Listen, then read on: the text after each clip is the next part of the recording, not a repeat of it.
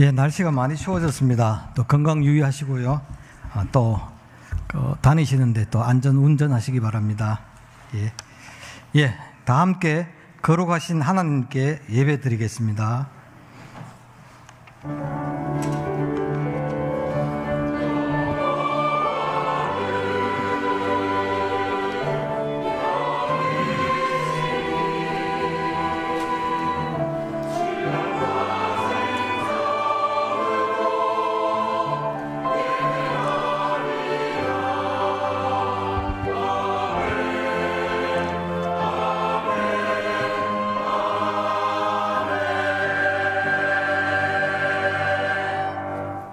또 나로 왕과 그의 보좌관들 앞과 왕의 근세 있는 모든 방백의 앞에서 은혜를 얻게 하셨도다. 내 하나님 여호와의 손이 내 위에 있으므로 내가 힘을 얻어 이스라엘 중에 우두머리들을 모아 나와 함께 올라오게 하였노라. 새로운 한 해를 우리에게 주신 하나님 아버지, 서문호 교회의 성도들이 함께 모여 예배를 드립니다. 오늘도 예배 가운데 함께하여 주시고 우리의 심령에 하늘의 소망과 위로를 허락하시옵소서. 예수님의 이름으로 기도드립니다. 아멘. 반갑습니다. 우리 찬송가 93장 예수는 나의 힘이요, 우리 힘차게 찬양하도록 하겠습니다.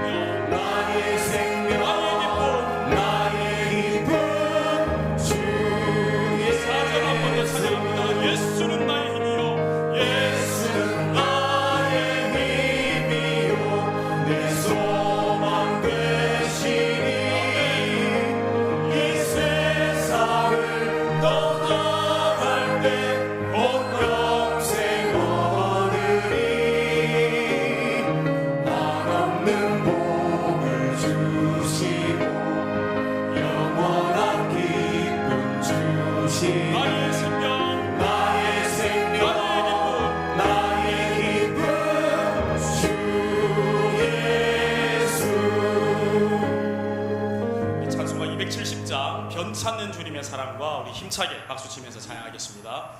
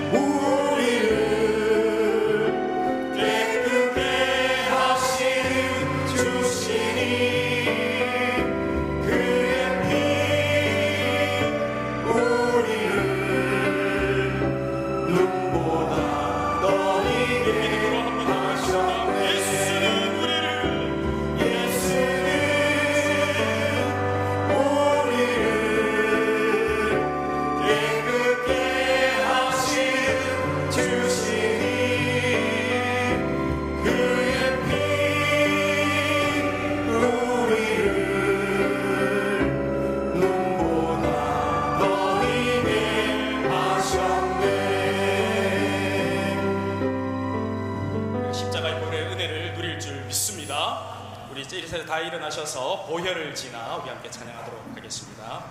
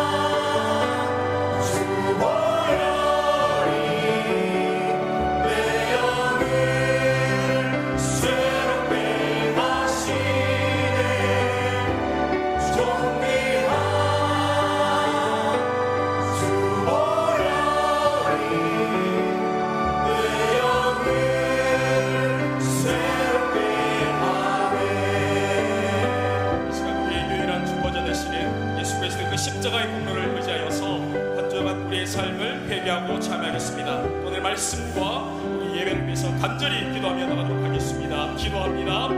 아버지 하나님, 아버지 하나님의 은혜를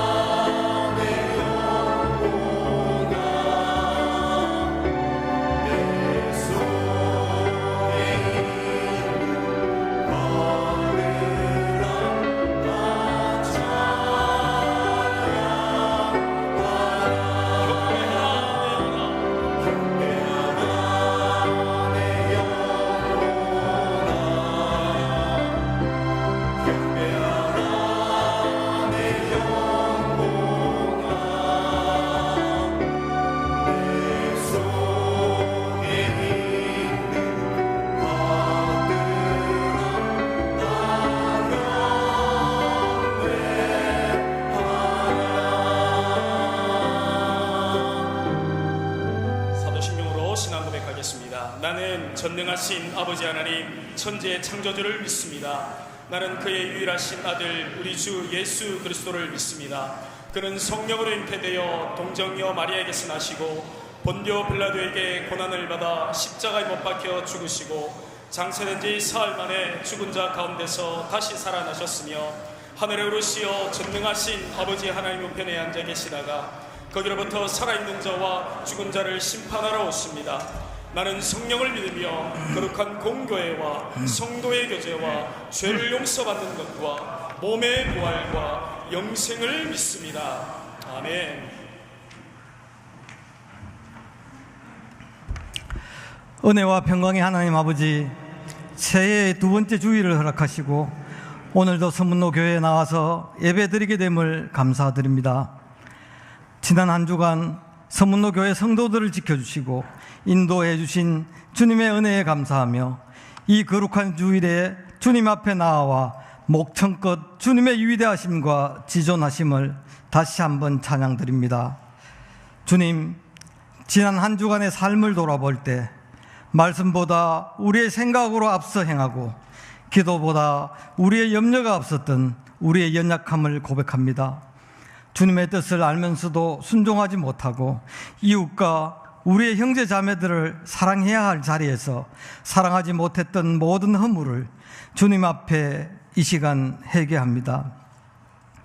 예수님의 보혈로 우리의 모든 것을 깨끗하게 씻어주시고 새해를 거룩한 마음으로 다시 시작하게 하옵소서.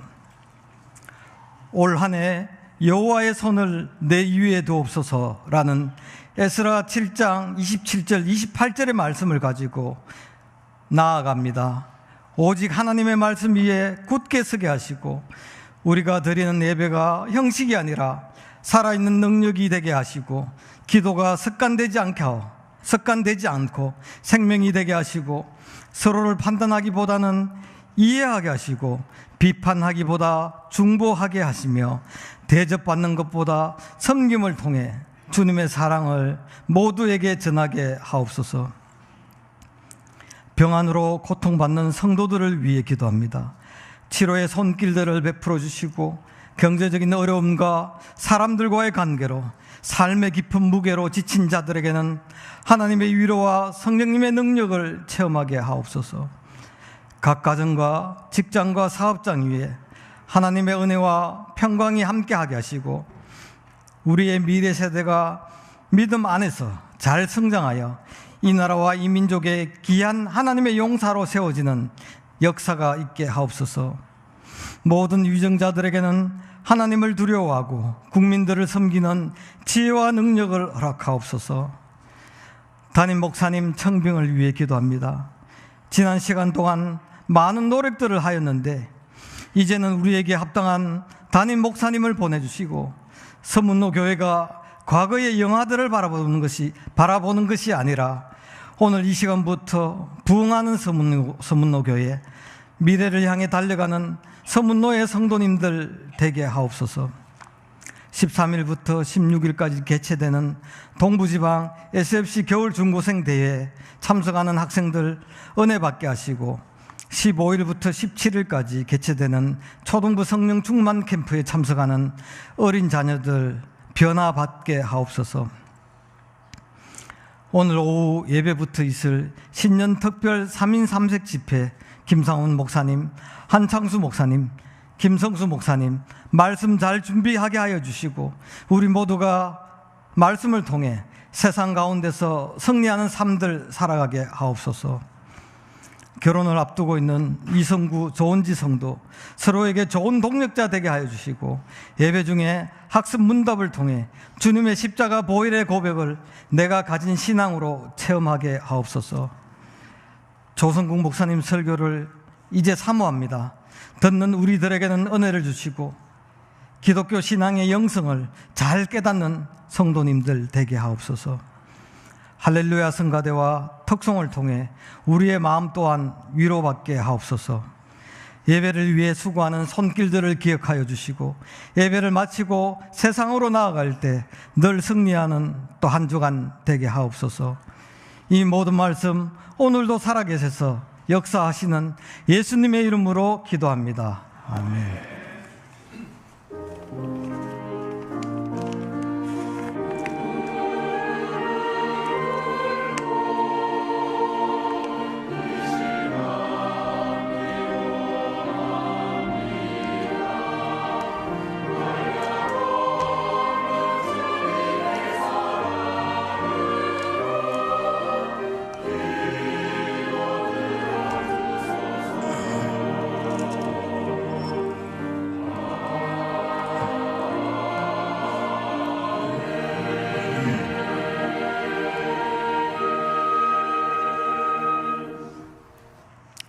성경 봉독하겠습니다. 마태복음 6장 9절에서 13절, 다니엘 6장 10절입니다. 마태복음 먼저 보겠습니다.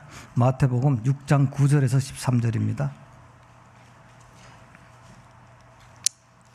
봉독하겠습니다. 그러므로 너희는 이렇게 기도하라. 하늘에 계신 우리 아버지여, 이름이 거룩히 여김을 받으시오며 나라가 임하시오며 뜻이 하늘에서 이루어진 것 같이 땅에서도 이루어지이다. 오늘 우리에게 일용할 양식을 주시옵고 우리가 우리에게 죄 지은 자를 사하여 준 것 같이 우리 죄를 사하여 주시옵고 우리를 시험에 들게 하지 마시옵고 다만 악에서 구하시옵소서. 나라와 근세와 영광이 아버지께 영원히 사옵나이다. 아멘. 다니엘 6장 10절입니다. 다니엘이 이 조서에 왕의 도장이 찍힌 것을 알고도 자기 집에 돌아가서는 윗방에 올라가 예루살렘으로 향한 창문을 열고 전에 하던 대로 하루 3번씩 무릎을 꿇고 기도하며 그의 하나님께 감사하였더라. 아멘. 할렐루야. 찬양대 찬양 드리겠습니다.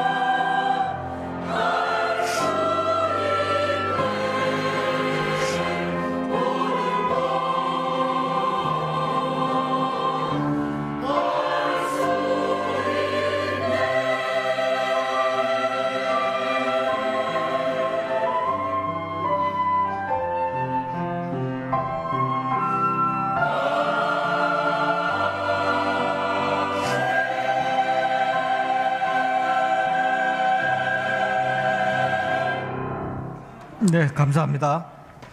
예, 이제 조성국 목사님 나오셔서 기독교 신앙의 영성이라는 제목으로 설교해 주시겠습니다.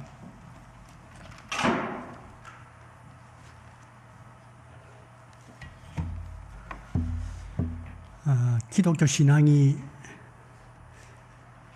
무엇입니까? 성경이 너무 두꺼워서 잘 정리가 안 됩니다. 이런 질문을 할 수 있습니다. 기독교인들이 모여서 종교 활동을 하고 있다고 그러는데, 기독교인들이 신앙이라고 말할 때 중요하게 생각하는 요소가 무엇입니까? 혹은 교회가 가르치는 가장 중요한 핵심적인 종교적 원리가 무엇입니까? 하는 이와 같은 질문을 받곤 합니다.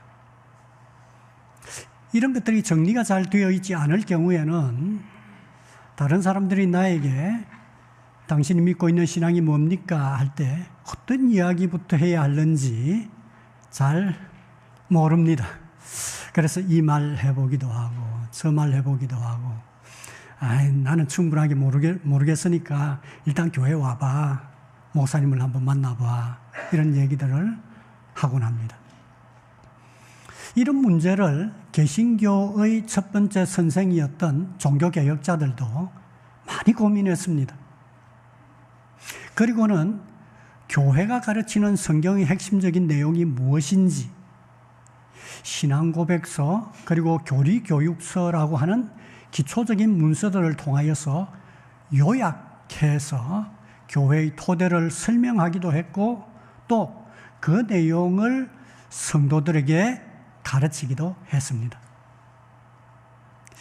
그 내용 안에 여러 가지가 있습니다만 가장 그런 문서들 중에서도 축약된 기초적인 문서가 있다면 바로 교리문답서, 특히 소교리문답서입니다. 소교리문답서는 크게 세 가지 내용으로 되어 있습니다. 하나는 사도신경을 설명하는 것입니다. 또 하나는 십계명을 설명하는 것입니다. 그리고 또 하나는 주기도를 설명하는 것입니다. 종교개혁자들 이전에 이 문서들을 각각 가르친 일은 많이 있습니다. 그러나 이 세 가지를 아우러서 성경 전체가 설명되도록 만든 것은 바로 종교개혁자들의 수고였습니다. 그것이 바로 교회의 공적 회의를 통하여서 교회의 토대가 되는 신앙고백 문서로 수용이 됐는데, 사도신경은 우리가 무엇을 믿는가 하는 것을 설명하기도 하는 우리의 신앙 고백입니다. 십계명은 기독교인들이 어떻게 살려고 노력하는가, 삶에 있어서 하나님의 행위 규범은 무엇인가 하는 게 바로 십계명입니다. 주기도는 우리가 무엇을 기도하고 또 어떻게 기도하는가 하는 것을 가르쳐 주는 것이 바로 주기도입니다. 그래서 저는 이 세 가지를 보면서 이렇게 이름을 붙여보았습니다. 사도신경은 기독교 신앙의 지성이다. 십계명은 기독교 신앙의 덕성이다. 도덕의 특성이다. 덕성이다. 주기도는 기독교 신앙의 영성이다. 그렇게 표현을 해보았습니다. 신학적인 순서로는 사도신경이 제일 먼저 나오는 게 맞고, 그 다음 십계명이 다음에 나오는 것이 맞고, 주기도가 제일 마지막에 나오는 게 맞습니다. 교리문답서에 다 그런 순서로 되어 있습니다. 그런데 저는 기독교 교육학자이기도 합니다. 성도들에게 있어서 기독교 신앙이 형성되는 순서를 생각해 보았습니다. 교육이라고 하는 것은 개인을 가르치는 것과 동시에 집단을 가르치는 것까지도 포함합니다. 기독교 공동체인 교회가 역사적으로 성숙하여 발전해가는 그 과정의 관점에서 보았습니다. 이렇게 볼 때는 지성, 덕성, 영성의 순서라기보다는 영성, 지성, 덕성의 순서로 성숙해 간다고 하는 생각을 가지고 있습니다. 그래서 저는 오늘에 이어서 3차례 더 설교를 하게 될 텐데, 이 순서를 쫓아 기독교 신앙의 가장 중요한 기준점이라고 그럴까요? 평가의 가장 중요한 틀이라고 그럴까요? 여기에 대한 얘기를 좀 해보려고 합니다. 그리스도인 된다고 하는 것, 좋은 교회가 된다고 하는 것은 어떤 특성들을 가지고 있어야 하는지, 그 특성들이 어떻게 조화롭게 형성되어 있어야 하는지에 대하여서 얘기를 하려고 합니다. 그래서 오늘은 기독교 신앙의 영성이라고 하는 주제로 설교를 할 겁니다. 다음 주는 기독교 신앙의 지성이라고 하는 주제로 설교를 할 겁니다. 그 다음 한 번 건너뛰어서 그 다음 주일에는 기독교 신앙의 덕성 하는 주제로 설교를 하려고 합니다. 그래서 오늘 설교의 주제가, 제목이 기독교 신앙의 영성입니다. 영성은 기독교 신앙의 알맹이입니다. 종종 영성이라고 하는 단어를 가톨릭 배경 가운데서 만들어진 표현이기 때문에, 그리고 오늘날 심리학에서나 일반 종교학에서도 영성이라고 하는 단어를 많이 사용하고, 그 의미가 기독교적인 영성과 조금 차이가 있기 때문에 영성이라고 하는 표현 자체를 조금 불편하게 생각하는 사람들도 있습니다. 그 사람들은 영성 대신에 경건이라고 하는 단어를 좋아합니다. 그래서 종교개혁자들도 경건이라고 하는 단어를 많이 사용을 했습니다. 그러나 저는 좀 편의상 오늘 설교에서 영성이라고 하는 개념을 그런 개념들과 구별하면서 성경적인 관점에서 좀 얘기를 해보려고 합니다. 영성할 때 존재의 본성적 특성으로서의 영성, 이렇게 이야기할 때 이 영성은 엄밀하게 보면 하나님의 존재 본성입니다. 하나님 그분은 신적인 영이기 때문에 그렇습니다. 그래서 진정한 의미의 영성이라고 하는 말은 하나님의 존재 특성입니다. 그러면 인간의 존재 특성은 뭐라고 표현하는 게 좋겠습니까? 인성입니다. 인성. 그게 인간의 존재적인 특성입니다. 그런데 왜 오늘 기독교 신앙의 영성에 대하여 얘기하는 것입니까? 그 이유는 영이신 하나님께서 하나님의 영으로 우리에게 생명을 부여하셨고, 영이신 그분과 만날 수 있게 하셨고, 그분과 교제할 수 있는 존재가 되게 하셨고, 영이신 그분의 계명을 순종하게 하셨고, 영이신 그분이 사명을 부여하여서 그 사명을 수행하는 존재로 만드셨기 때문입니다. 인성이 인간 존재의 가장 중요한 특성이지만 그 인간됨을 온전하게 이룰 수 있는 것은 영성일 때입니다. 영성을 지향해야만 인간이 참다운 의미에서 인간이 될 수 있습니다. 근대 이후에 영성이라고 하는 단어를 점점 과학적인 관점에서, 자연주의적인 관점에서 부정했던 시절이 있었습니다. 그러나 지금으로부터 약 100년 전에 철학에서도 그랬고, 오늘날은 일반적인 심리학이나 보건학에서도 영성이라고 하는 표현을 수용하고 있습니다. 영성이라고 이렇게 말할 때, 일반 종교나 심리학에서 영성이라고 말할 때 이 영성은 어떤 말과 똑같은 표현인가 하면 인격이라고 하는 말과 똑같은 말로 받아들이고 있습니다. 그 사람들은 인격이라고 하는 말과 똑같이 받아들입니다. 이러한 의미에서 볼 때 이 영성이라고 하는 표현은 일반적인 이해는 충분치 못합니다. 하나님과 하나님의 성령을 제외하고 배제한 채 인간만 두고 영성이라고 하는 표현은 허상에 가깝습니다. 인성이라고 하는 말이 오히려 더 맞는 표현이기 때문입니다. 그러긴 하지만 영성에 대하여 말하는 철학자들이 인간을 관계적인 특성으로 이해하고 설명하는 것은 그건 좀 가까운 표현입니다. 영성은, 인간에게 영성은 늘 항상 하나님과의 관계 안에서 비로소 토론될 수 있는 것이기 때문입니다. 그래서 철학자들이 영성이라고 얘기를 하긴 합니다만 우리처럼 하나님에 대한 그와 같은 관계에 대하여는 기독교인들과 유대인들 같은 경우에는 영성이라고 하는 단어에서 깔고 말하지만 그러지 않은 사람들은 순전히 심리적인 특성, 종교적인 특성으로 이 영성이라고 하는 말을 표현하고 있습니다. 모더니즘 하에서는 영성이라고 하는 단어를 부정했습니다만 포스트 모더니즘 안에서는 이 영성이라고 하는 게 새롭게 인간의 굉장히 중요한 특성으로 수용하고 있는 것을 보게 됩니다. 그러나 기독교적인 관점에서는 영성이라고 얘기할 때 그 영성은 철저하게 하나님의 영성, 하나님과의 만남, 하나님과의 교제, 또 그 하나님께서 인간의 인성에 함께하도록 부여하시는 성령과의 관계 안에서만 영성이라고 하는 말을 이야기할 수 있습니다. 그러면 이 영성은 인간의 여러 가지 활동 중에 어떤 활동을 통하여서 현저하게 눈에 띄게 표현되겠습니까? 그것은 바로 기도입니다. 왜 그렇습니까? 기도는 처음부터 하나님을 향합니다. 우리가 기도하지 않을 때는 사람을 향하고 세계를 향합니다.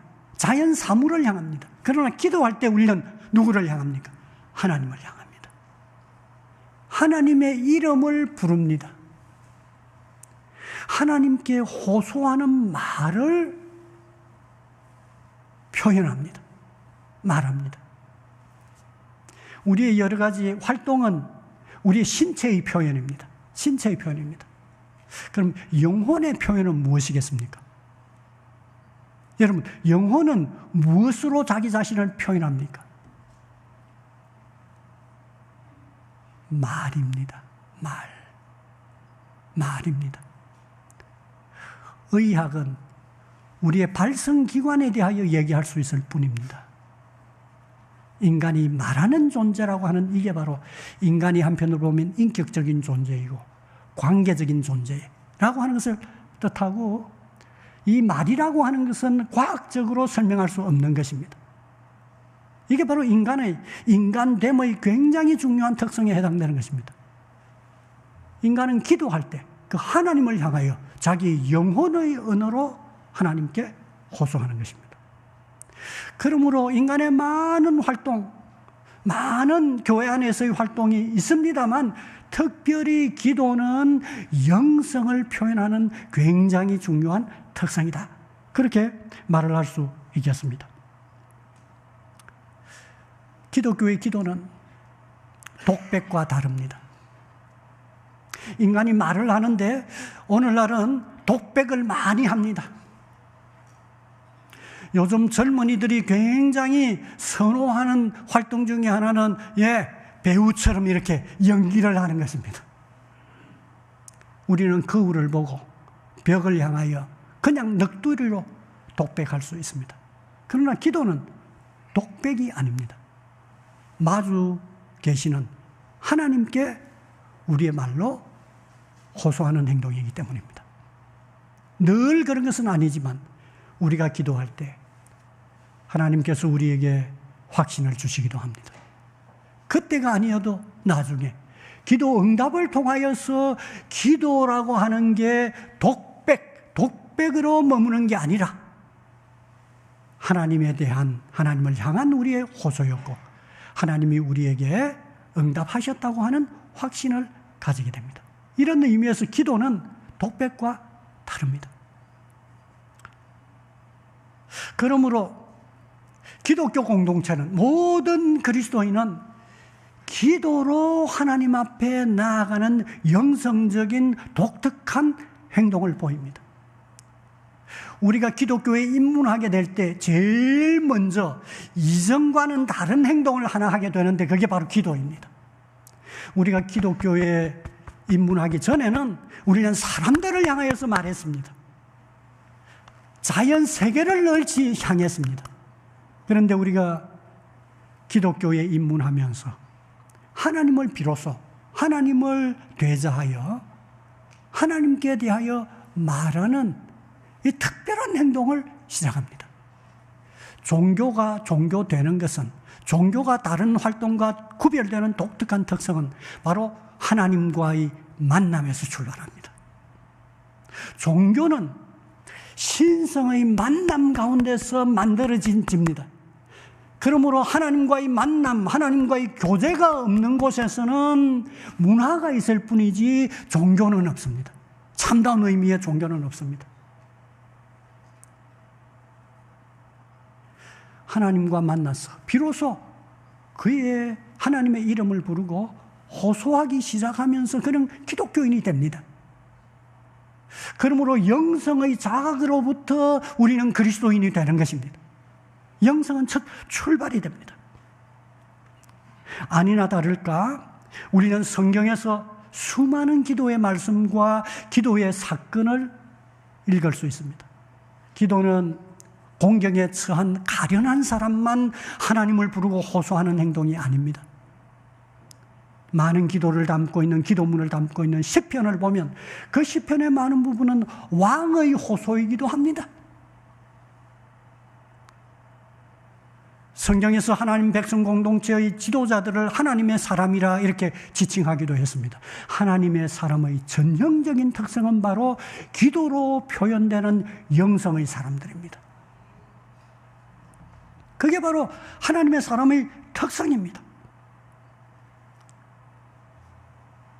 하나님의 백성 공동체가 다른 집단들과 구별되는 것도 마찬가지입니다.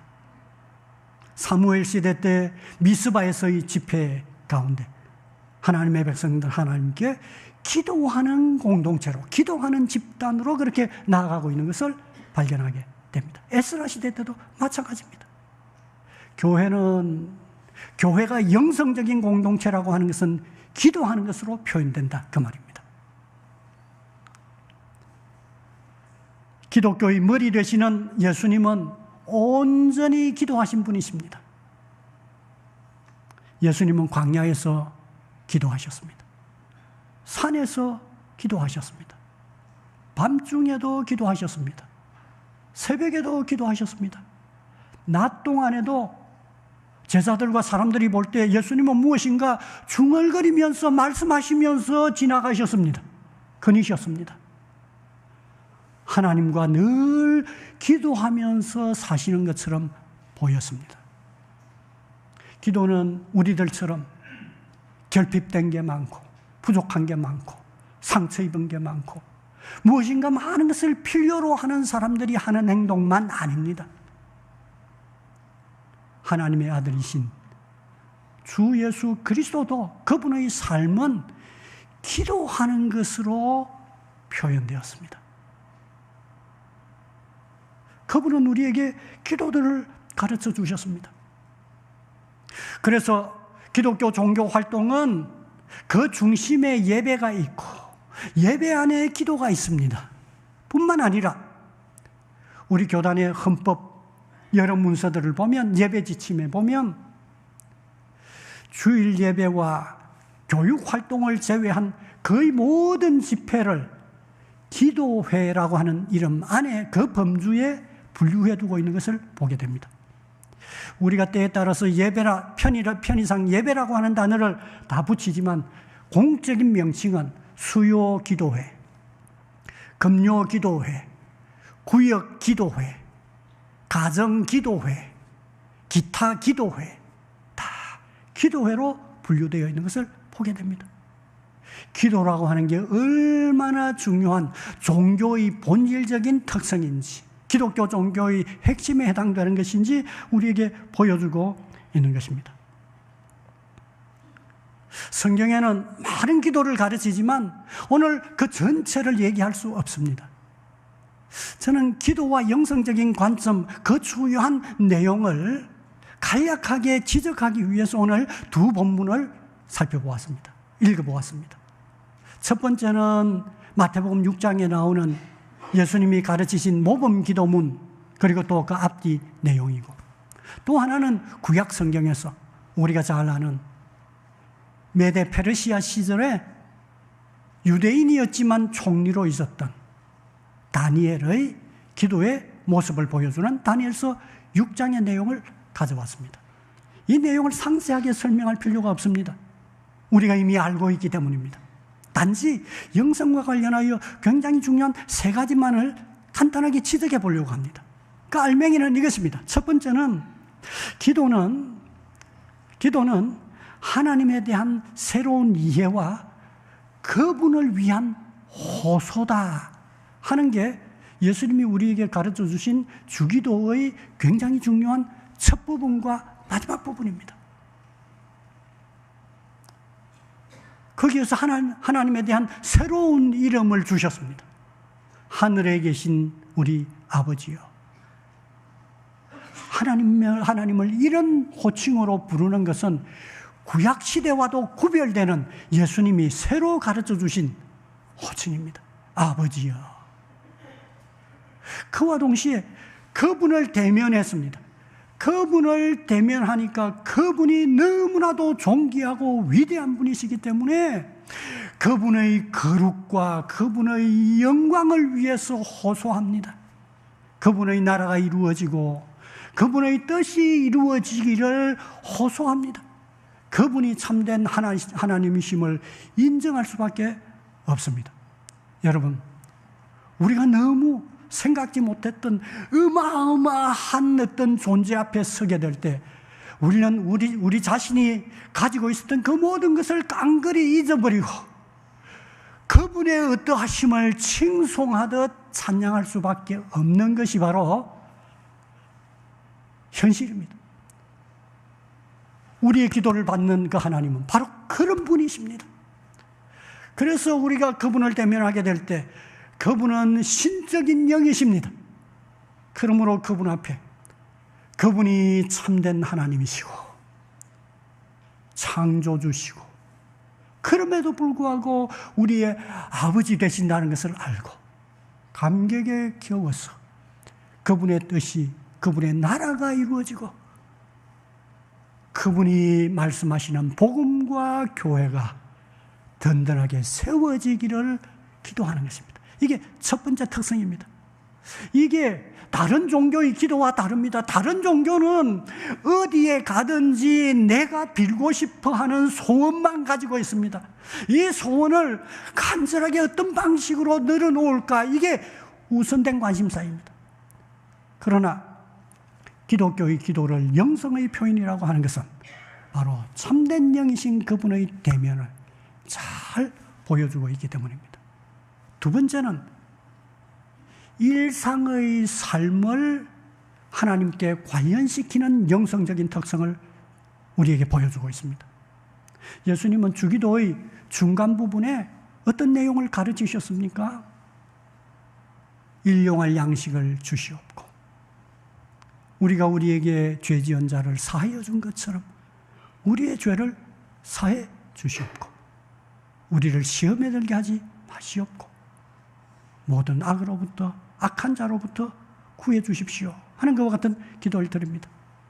그 기도 안에는 우리의 결핍에 해당되는 일용할 양식의 문제가 있습니다. 인간관계에서 상처를 주고 받는 그와 같은 내용들이 그 안에 있습니다.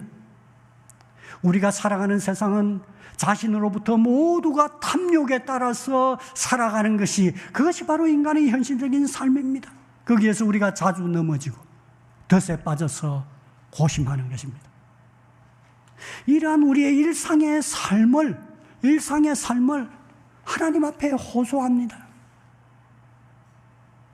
어떤 사람들은 말합니다. 아니, 기독교의 기도에는 다른 종교의 기도와는 좀 차이가 있군요. 다른 종교에서처럼 기도가 응답될 수밖에 없는 어떤 주술이나 주문을 가르쳐 주는 게 주기도에 없습니다. 기독교의 기도에는 불교나 힌두교가 가르치는 특별한 명상의 방법을 가르쳐주지 않습니다. 종교학자들이 종종 말하는 마음의 평온과 우주와의 합일에 관하여서 말하고 있지 않습니다. 지극히 일상적인 문제에 대한 호소를 허용합니다. 우리의 너무나도 먹고 사는 문제를 가지고 하나님 앞에 기도하는 것, 그거 너무 기복적인 게 아니야, 이렇게 표현할 수 있는 것입니다. 공경의 상황에 처해 본 일이 없는 것처럼 그리스도인들이 일상에 먹는 문제를 가지고 하나님 앞에 기도하는 그 문제를 기복적이라고 비판해서는 안 됩니다. 우리의 공경의 문제를 하나님과 연결시키는 영성이 바로 기도입니다. 그건 하나님으로부터 멀리 떨어져야 하는 문제가 아니고 이러한 문제를 하나님과 연결시키는 것이 바로 기도다, 그 말입니다. 그러므로 기독교의 영성은 일상을 배제하는 영성이 아닙니다. 일상조차도 하나님과 관련시키는 영성이며 그것은 바로 기도를 통하여서 표현되고 있다, 그 말입니다. 마지막 하나의 특성이 더 있습니다. 그 마지막 하나의 특성은 바로 기도는 하나님만 향해야 한다는 겁니다. 그래야 참된 기도라는 겁니다. 주기도 앞뒤에 예수님은 제자들에게 위선적인 기도에 대하여서 경고하셨습니다. 많은 사람들이 모여서 예배하는 회당뿐만 아니라 예배 시간 외에도 많은 사람들이 모여있는 그 자리에서 자기 자신을 과시하기 위해서 기도해서는 안 된다고 했습니다. 시장 모퉁이에서 많은 사람들에게 내가 얼마나 나의 영성이 어떠한 정도인지 보여주려고 하는 그와 같은 형식적인 기도를 금하셨습니다.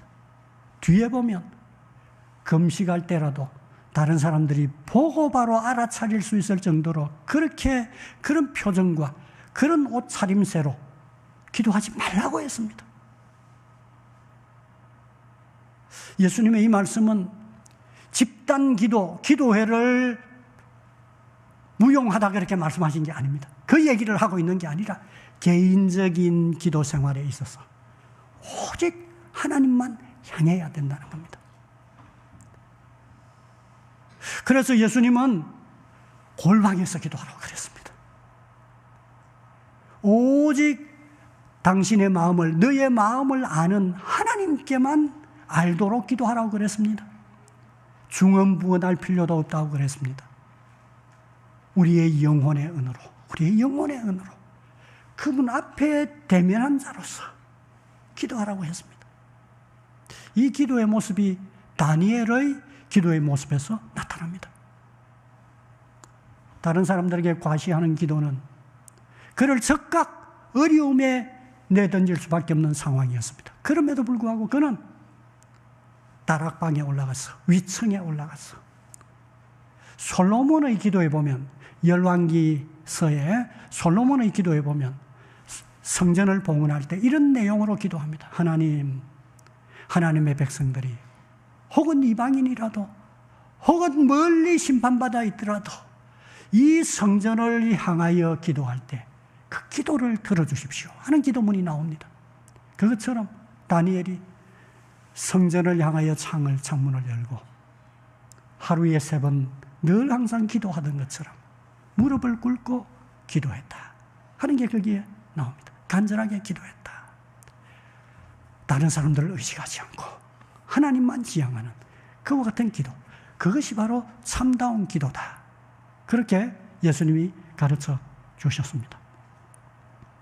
이처럼 기도는, 정말 영성이 되는 그 기도는 하나님 일상의 삶, 그분만을 지향하는 이와 같은 특성을 가지고 있는 기도, 그게 바로 영성적인 온전한 영성이 온전하게 표현되는 기도다.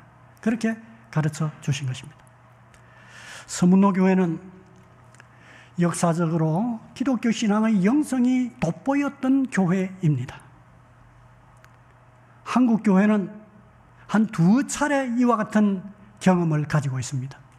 1907년 나라가 망하기 전 점차적으로 망해가는 그 시점에 평양과 원산에서 회개의 운동과 더불어 이와 같은 영성적인 기도가 표출되었던 일이 있습니다. 그것이 바로 한국교회의 독특한 특성인 새벽기도를 제도화하는 계기가 되었습니다.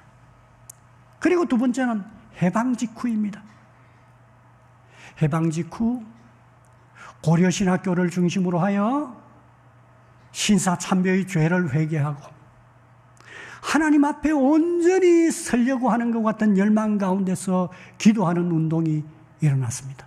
영적 부흥운동이 일어났던 것입니다. 그 운동의 대구 지역 출발점이 바로 서문호교회입니다. 우리가 잘 알다시피. 그래서 서문호교회는 1907년 평양 대부흥운동과 거의 유사한 현상이 서문호교회에 경험되었습니다. 우리가 잘 아는 바와 마찬가지로 많이 들었습니다만 이전에 온유한 학자형 목사였고 수필가였던 이충정 목사님이 서문호교회 초창기 이야기, 믿음이 다른 사람들 하는 글로 정리를 해둔 내용이 있습니다. 거기에 보면 이렇게 1세대가 경험했던 내용을 구술한 것을 따옴표해서 기록하고 있습니다. 그때는 새벽기도회가 새벽 4시 반에 시작되면 해가 중천에 떠올라야 마치곤 했지. 종종 오후 2시경까지 계속되기도 했거든. 그리고 모두 눈물 없이 설교를 듣지 못했고 기도는 감사에 북받치는 흐느낌과 죄를 아파하며 엉엉 우는 울음이었어. 눈물 콧물이 뒤범벅이 되곤 했지. 그 다음 김주호 목사님의 구술입니다. 그때는 새벽기도회가 오후까지 가는 것이 예사였고 자기 죄를 자복하는 일이 많았습니다. 신정순 전도사님의 말입니다. 그때는 그게 참 이상한 일이었지요. 죄를 자복하며 그 심령들이 뒤비어지곤 했어요. 그렇게 표현했습니다. 이 영성, 하나님을 만난 그 영성이라고 하는 게 이 기도를 통해서 명확하게 체험이 되고 있습니다. 우리 교회 초기에도 그랬고 한국교회 초기에 어린 교회였습니다. 오늘날처럼 목회자들이 지성적인 수준이 높지 못했던 것과 같은 시기였습니다. 부족함이 많은 시기였습니다. 그럼에도 불구하고 하나님을 대면하여 기도로 나아갈 때, 진정한 영성으로 나아갈 때 하나님이 만나주셨습니다. 만나주셨습니다. 그래서 놀라운 변화가 일어났던 것입니다. 새벽기도회는 철야기도회로 발전했습니다. 산기도로 확장되었습니다. 많이 들었다시피 1세대는 젊은 교회였습니다. 20대, 30대들이 주축이었습니다. 1세대는 우리 교회, 젊은 교회였습니다. 그때 20대, 30대 여성들이 산기도를 갔습니다. 겁도 없이.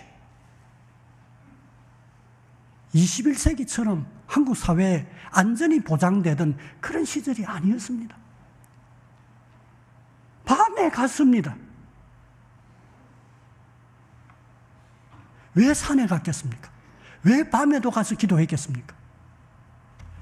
다른 사람들이 듣고 보는 것에 방해됨 없이, 방해받음 없이 오직 하나님께만 마음을 쏟아놓고 싶은 것과 같은 열망들이 있었기 때문입니다. 산기도가 정기적이니까 기도원이 되는 것입니다. 마치 모세와 엘리야가 시내산으로 나아간 것처럼 예수님이 변화산과 감람산으로 올라가신 것처럼 그렇게 생각하면서 기도하는 자리로 나아갔습니다. 겨울에도 놀라운 일입니다.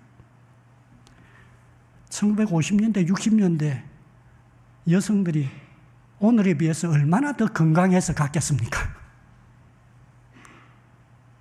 오늘날처럼 구스 패딩이 있었겠습니까? 기도했습니다. 고신교회의 이러한 기도가 무척산 기도원이라고 하는 것으로 만들어지기도 했습니다. 1993년에 서문로 교회가 배단위 기도원을 수용했을 때 이창식 장로님이 열심히 옛날에 그 기도의 영성을 생각하면서 그 기도원을 단장하고 관리하려고 애쓰는 것을 아직까지도 기억을 하고 있습니다. 나는 어떻게 보면 1990년대, 1993년에 유학을 갔으니까요.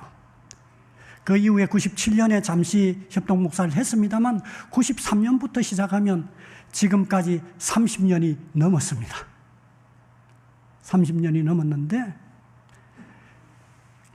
교회 밖에서 서문로의 기독교 영성이 어떻게 표현되는지 교회 밖에서 볼 수 있었습니다.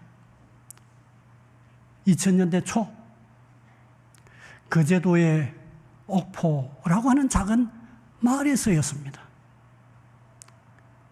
놀랍게도 그 옥포라고 하는 그 마을에 비하면 상상하기 어려운 중형교회가 큰 교회로 성장해 있었습니다. 제가 포도순 청년회를 지도할 때 대학부 회장이기도 했던 김은성 목사가 바로 그와 같은 부흥을 주도했는데, 그때 저는 그 교회에서 설교를 마치고 이후에 김 목사와 찬찬히 얘기하는 중에 김 목사가 자신의 얘기를 했습니다. 특유의 조용하고 낮은 목소리로 그가 옥포의 산에서 어떻게 매일 밤 기도하는지 저에게 이야기를 해 주었습니다. 아, 이것이 바로 부흥의 이유구나 하는 느낌을 가질 수 있었습니다. 그때는 좀 유별나 보이기도 했습니다. 아니, 저렇게 건강을 돌아보지 않으면 어떻게 걱정이 되기도 했습니다. 2010년대에 역시 서문로 교회의 사역자이기도 했던 정광식 목사가 고신대학교 총장으로 있는 동안에 4년 동안 시작할 때부터 시작하여서 마지막 때까지 매월 토요일, 첫 주 토요일에 무척사 기도를 올랐습니다. 교무위원들을 데리고, 그리고 또 때에 따라서 원하는 학생들을 데리고 무척산 기도원에서 빠짐없이 기도했습니다. 이 광경을 보고 무척산 기도원의 송은파 원장이 이제 고령이기도 했고 지키기도 어려워서 고신대학교가 인수했으면 좋겠다 하는 이야기를 전 목사에게 했습니다. 그런데 학교가 기도원을 인수하는 게 법적으로 행정적으로 어려움이 있었습니다. 그럼에도 불구하고 또 다른 사람들이 인수하고 싶어하는 다른 생각을 가지고 있는 사람들도 있었습니다. 학내에서도 반대하는 사람들이 많이 있었습니다. 그럼에도 전 목사는 고려신학교의 알맹이가 바로 영성이라, 바로 이 경건이라고 하는 생각을 했기 때문에 문제를 다 해결해내면서 무척산 기도원을 고신대학에 편입을 했습니다. 너무 오래되고 낡았기 때문에 리모델링 해야 될 필요가 있었습니다. 학교에 재원이 들어갈 수도 있었으니까 반대가 심했습니다. 그러나 그 자신이 크게 헌신하고 또한 동시에 교회들의 협력을 얻어서 리모델링을 했는데, 여러분 무척산 꼭대기까지 자재를 헬기로 실어 올렸으니까 얼마나 힘든 일이었겠습니까? 그 일을 해내었습니다. 영성은 고려신학교, 고신대학교의 알맹이이고 고신교회의 알맹이이고 고신 그리스도인의 알맹이라고 생각했기 때문입니다. 2010년대 후기로부터 시작하여 지금까지 또 어디에서 표현되고 있습니까? 홍콩 엘림교회에서 표현되고 있는 것입니다. 조윤태 목사가 버틀러산에서 교인들을 데리고 토요일마다 올라가서 산상기도회를 해온 것입니다. 작년 말에 보니까 888회다. 그렇게 얘기를 하더라고요. 이것이 바로 서문로교회가 경험했던 기도의 영성이 이렇게 서문로교회 밖에서도 드러나고 있다 하는 것을 볼 수 있었던 것입니다. 서문로교회는 이러한 교회입니다. 담임 목사가 없는 최근에 남아있는 부목사님들과 또 여러 성도들이 열심히 기도한다는 얘기를 들었을 때 기뻤습니다. 지난 주간에 특별 새벽 기도회를 모였다 하는 얘기를 들으면서 정말 기쁜 마음을 가졌습니다. 영성이 빠져버린 그리스도인은 교양 있는 착한 도덕주의자일 뿐입니다. 영성이 빠져있는 선한 일, 사회적인 영향력이 사람을 변화시킬 수 없습니다.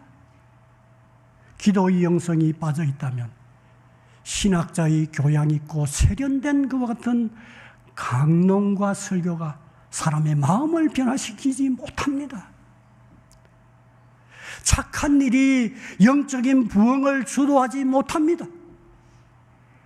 영성적인 그와 같은 하나님 만남의 체험이 그리스도인을 그리스도인 되게 하고 교회를 교회되게 하는 것입니다.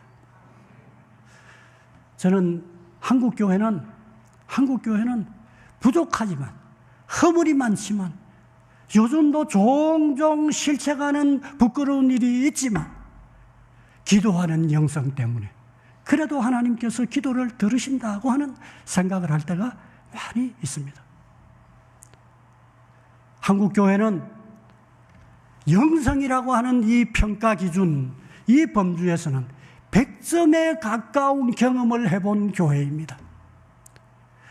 그러나 지금은 저는 한 70점쯤 된다고 생각하고 있습니다. 그래도 아직 전 세계적으로, 상대적으로 비교할 때 굉장히 높은 수준입니다. 이건 잘하고 있는 것입니다. 여전히 부족하지만 말이죠. 저는 지난 30여 년 동안 서문로교회에 이따금씩 이렇게 와서 설교를 하지만 서문로교회를 잘 알지 못합니다. 깊이 관찰하지 못합니다. 서문로교회는 이 영성에 있어서 몇 점쯤 되십니까? 서문로교회 성도 여러분, 여러분은 개인적으로 몇 점쯤 되십니까? 여러분은 우리 주님의 말씀처럼 골방에서 그분만을 대면하여 그분의 이름을 부르고 그분 앞에 호소하는 기도를 하고 있습니까? 영성이 없는 종교는 껍데기입니다. 영성이 없는 기독교는 능력이 없습니다. 능력은 하나님으로부터 오기 때문입니다. 하나님을 대면하는 영성 없이 어떻게 종교라고 할 수 있고 우리가 어떻게 하나님이 공급하시는 그 힘으로 살 수 있다 말하겠습니까? 하나님께서 우리 교회를, 나 자신을 올해 첫날부터 시작하여 올 한 해 이러한 영성의 회복, 하나님과의 만남 안에서 하나님의 은혜를 체험하는 정말 참다운 그리스도인, 경험적인 그리스도인이 될 수 있기를 주의 성령께서 우리의 마음에 이와 같은 은혜를 베풀어 주시기를 주님의 이름으로 축원합니다.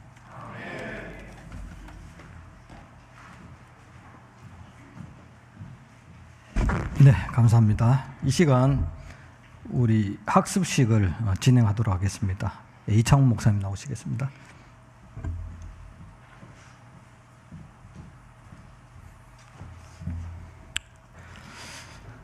예, 학습식 지금부터 진행하도록 하겠습니다. 학습 대상자이신 유소님이 자리에서 일어나 주시기 바랍니다.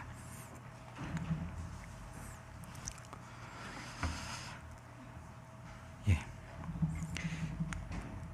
지금 교회 앞에 서 있는 우리 조은지 성도는 예수 그리스도께만 구원의 길이 있음을 확신하고 믿고 따르기로 결심하셨습니다.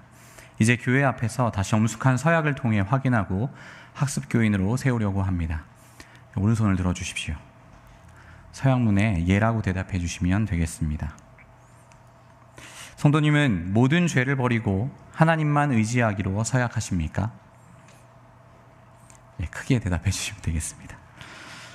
성도님은 주 예수 그리스도를 자신의 구주로 영접하고 그를 신뢰하고 그의 명령에 복종하기로 서약하십니까? 성도님은 성경 말씀과 교회의 제반 규례를 열심히 학습하여 일정 기간이 지난 다음에는 지체 없이 세례를 받기로 소원하십니까? 잠시 제가 기도하도록 하겠습니다. 거룩하시고 은혜가 충만하신 우리 하나님 아버지, 감사합니다. 하나님께서 우리와 우리들에게 주신 그 예수 그리스도의 피로 우리 모든 죄를 용서받았음을 고백하고 주의 자녀로 삼아주신 주의 은혜와 한량없으신 주의 복에 그리고 그 사랑에 감사를 드립니다. 오늘 특별히 조은지 성도님 주님께서 세우시고 하나님께서 베풀어 주시는 그 구원을 누리고자 하는 신앙의 길로 들어섭니다. 주님께서 허락하신 이 학습을 받고 또 주님께서 특별하게 우리를 인치시는 세례까지 나아갈 수 있도록 주님께서 은혜를 덧입혀 주시옵소서. 왕이시고 대제사장이신 예수 그리스도 안에서 순종하며 살게 하여 주시고 죄와 모든 악의 권세를 예수 그리스도의 말씀으로 싸워 이기는 승리의 사람이 될 수 있도록 주님 인도하여 주시옵소서. 하나님만을 영원히 찬양하고 높이게 하시며 예수 그리스도의 이름으로 살아가길 다짐하는 우리 성도가 될 수 있도록 인도하여 주시옵소서. 모든 말씀 예수 그리스도의 이름으로 기도합니다. 아멘. 이 시간 공포하겠습니다. 조은재는 대한예수교 장로회 서문로교회 학습교인이 된 것을 성부와 성자와 성령의 이름으로 공포하노라. 아멘. 감사합니다. 자리에 앉아주시면 되겠습니다.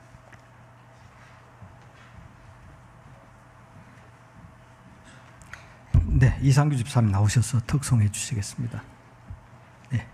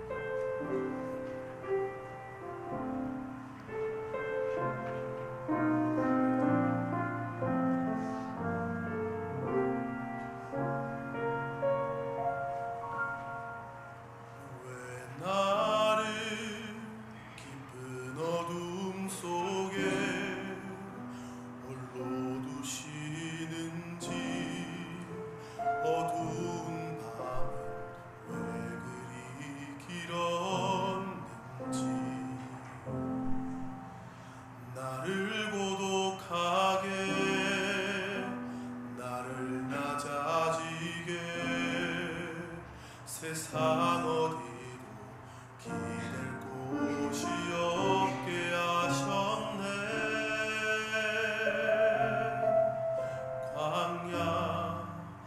광야에 서 있네.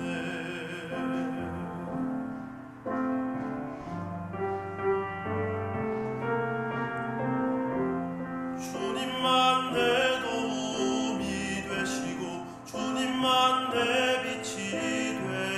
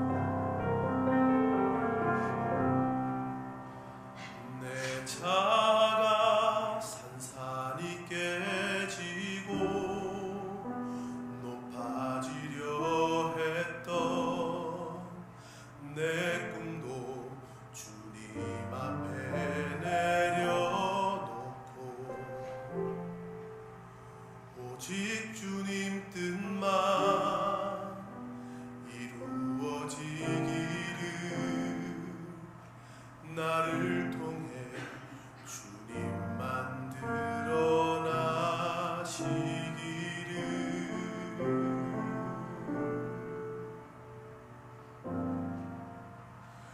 광야를 지나며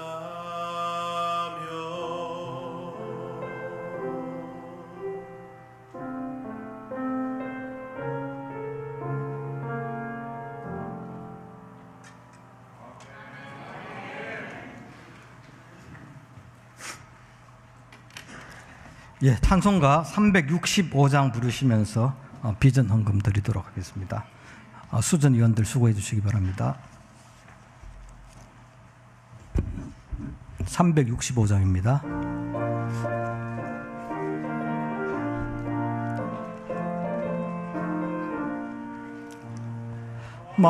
마음속에 근심 있는 사람 주 예수 앞에 달려라. 슬픈 마음 있을 때라도 주 예수께 아뢰라. 주 예수 앞에 달려라. 주 우리의 친구니 무엇이나 근심하지 말고 주 예수께 아뢰라. 눈물 나며 깊은 한숨 쉴 때 주 예수 앞에 달려라. 은밀한 죄 내게 있더라도 주 예수께 아뢰라. 주 예수 앞에 달려라. 주 우리의 친구니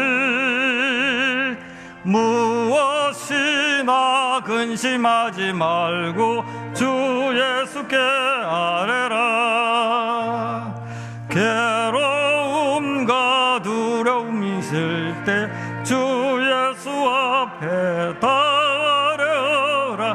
내일 일을 염려하지 말고 주 예수께 아뢰라. 주 예수 앞에 달려라. 주 우리의 친구니 무엇이나 근심하지 말고 주 예수께 아뢰라.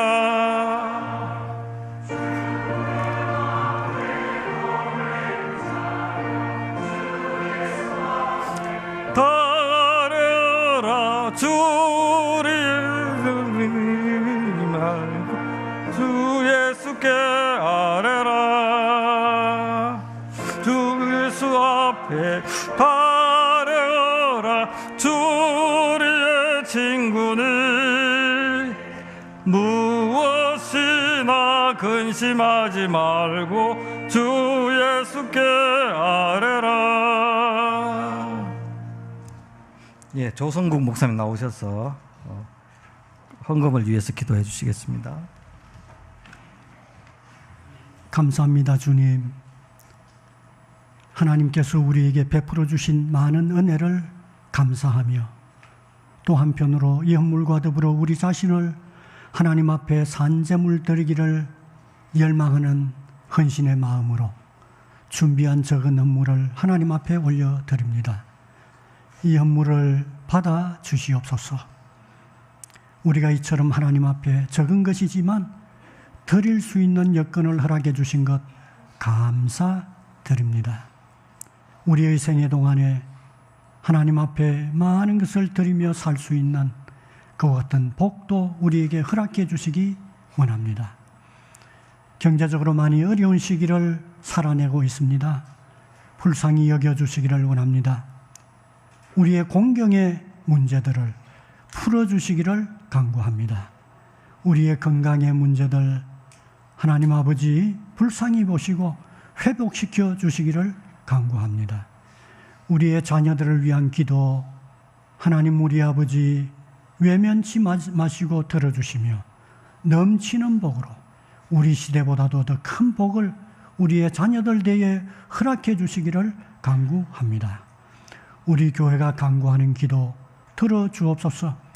그리하여 우리가 모일 때마다 살아있는 찬양과 간정이 넘치도록 우리 공동체 위에 복을 허락해 주옵소서. 예수님 이름으로 기도하옵나이다. 아멘.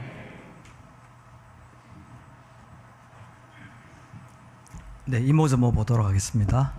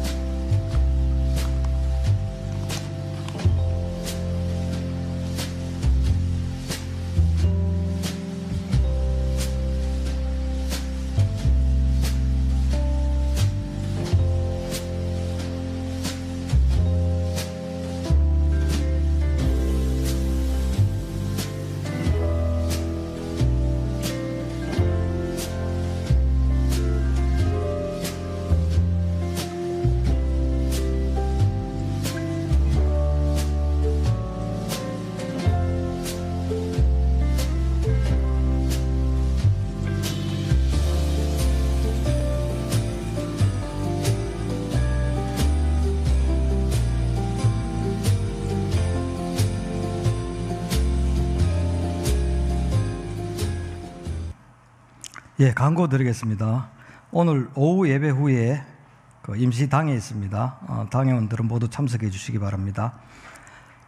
3인 3색 집회 있습니다. 오늘 주일 오후 예배부터 2시 30분에 김상훈 목사님, 성동교회 담임 목사님이신데 오셔서 말씀 전하시겠습니다.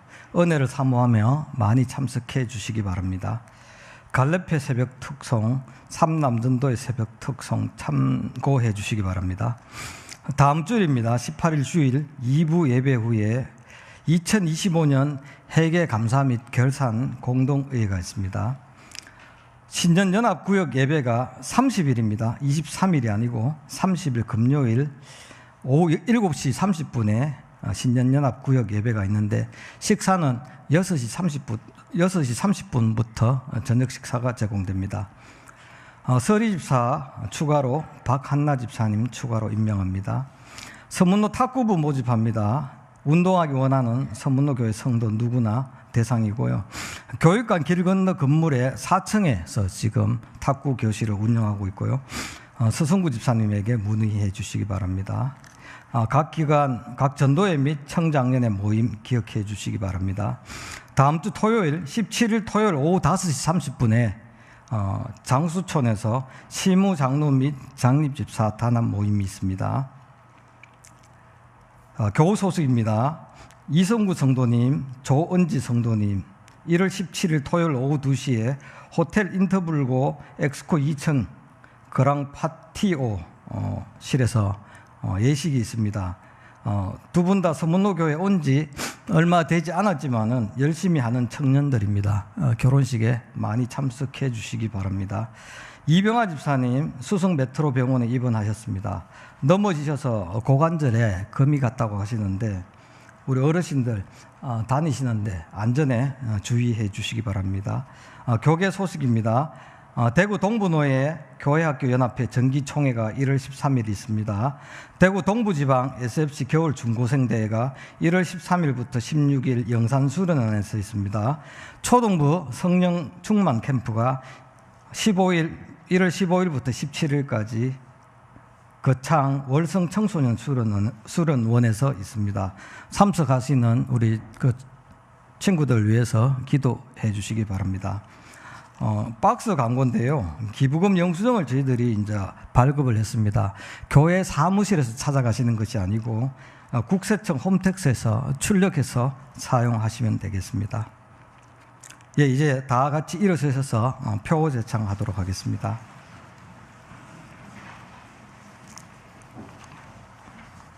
예, 표 제창하겠습니다. 시작. 하나님을 신뢰하자. 은혜를 사모하자. 힘써 동력하자. 예, 찬송가 2장 부르시겠습니다.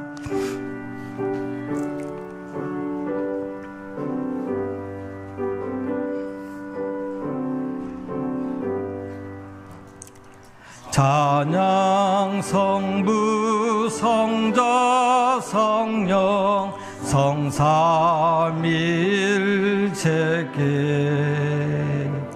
영원 이르기까지 영광을 돌리세. 영광을 돌리세. 아멘. 예, 조성구 목사님 나오셔서 축도해 주시겠습니다. 주 예수 그리스도의 은혜와 하나님 아버지의 크신 사랑과 성령의 교통하심이 함께 예배하는 하나님의 귀한 백성 위에 지금부터 영원토록 함께 있을지어다. 아멘.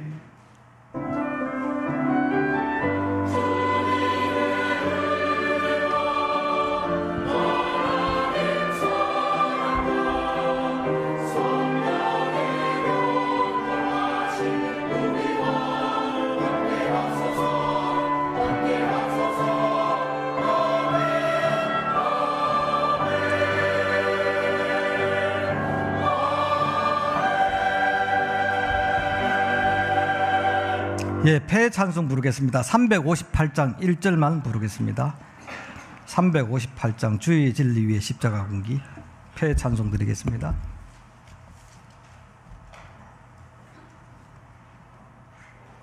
반주 좀 해주십시오.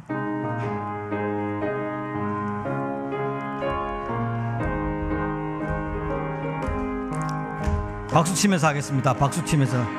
십자가 군기 하늘 높이 들고서 주의 군사되어 용맹스럽게 찬송하며 나가세. 나가세 나가세 주 예수만을 위하여 목숨까지도 바치고 싸움터로 나가세.